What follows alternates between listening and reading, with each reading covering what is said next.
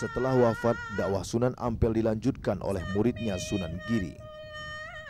Nama Giri diambil dari bahasa Sansekerta yang berarti gunung. Awal Sunan Giri menyebarluaskan agama Islam adalah di wilayah perbukitan Sido Mukti Kebomas. Sunan Giri atau Raden Paku ini adalah anak Maulana Ishak yang makamnya ada di kompleks pemakaman Maulana Malik Ibrahim. Dalam cerita yang beredar luas, pada kedatangan Maulana Ishak ke Belambangan pertengahan abad ke-15, ia berhasil menyembuhkan putri Raja Belambangan yang terjangkit wabah penyakit. Raja Belambangan, Prabu Menak Sembuyu, akhirnya bersedia masuk Islam dan menikahkan Dewi Skardadu dengan Maulana Ishak. Di kemudian hari ternyata terjadi konflik antara sang Prabu dengan menantunya. Maulana Ishak akhirnya hijrah sementara ke Pasai untuk menghindari konflik lebih lanjut. Sebelum pergi, ia sempat berpesan kepada istrinya untuk memberi nama anaknya dengan sebutan Raden Paku.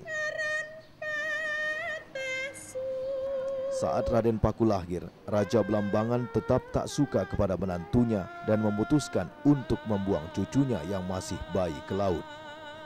Pada akhirnya Raden Paku ditemukan Nyai Ageng Pinati dan diberi nama Jaka Samudra yang maknanya adalah anak laki-laki yang ditemukan di laut. Jaka Samudra yang remaja pun menjadi murid Sunan Ampel dan bertemu ayahnya kembali. Pertemuan tersebut meyakinkan Sunan Giri untuk terus menyebarkan agama Islam di tanah Jawa.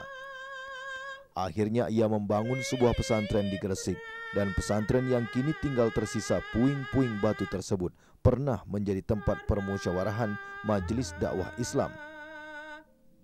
Di tempat ini pula para santri Sunan Giri diwisuda, dan Sunan Giri membangun kerajaan bernama Giri Kedaton. Kerajaan Giri Kedaton memang kalah pamor dari kerajaan Demak. Hal ini dikarenakan sistem pemerintahan yang dianut Sunan Giri adalah pemerintahan ulama yang menitik beratkan kepada penyebaran agama Islam.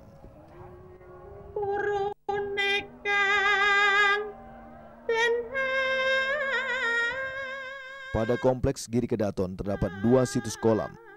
Kolam yang pertama dahulu digunakan sebagai kolam wudhu pribadi, sedangkan yang lebih besar digunakan sebagai kolam wudhu untuk para santri Sunan Giri. Peninggalan Sunan Giri yang lain adalah sejadah dan keris Kalamunyang.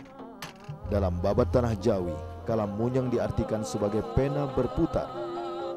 Diceritakan di situ, Raja Majapahit Prabu Brawijaya menganggap pengaruh Sunan Giri mengancam kedaulatan kerajaan Majapahit. Kerajaan Brawijaya lantas mengirimkan bala tentaranya untuk menyerang Giri Kedaton. Sunan Giri yang sedang mengaji sontak terperanjat. Pena yang digunakannya sebagai penunjuk Al-Quran pun terlontar.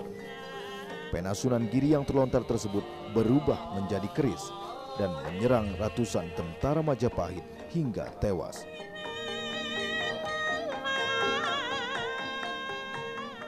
Keris tersebut dikisahkan kembali sendiri ke Giri Kedaton.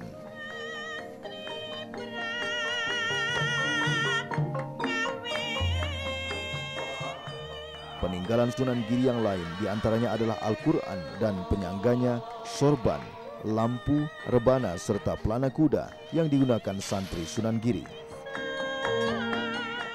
Namun selain peninggalan fisik, Sunan Giri juga meninggalkan wejangan-wejangan luhur yang termaktub dalam tembang Jawa Asmorondono.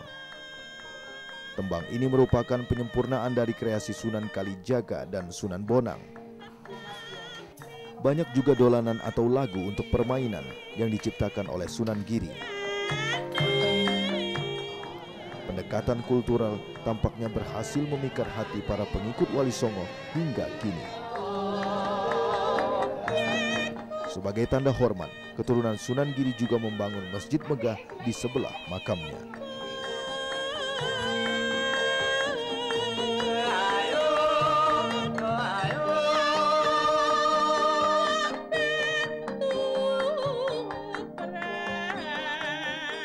Kesaktian dan kedikdayaan para wali dianggap masyarakat Jawa sebagai karunia yang diberikan Allah kepada orang-orang yang berakhlak soleh dan berilmu agama tinggi.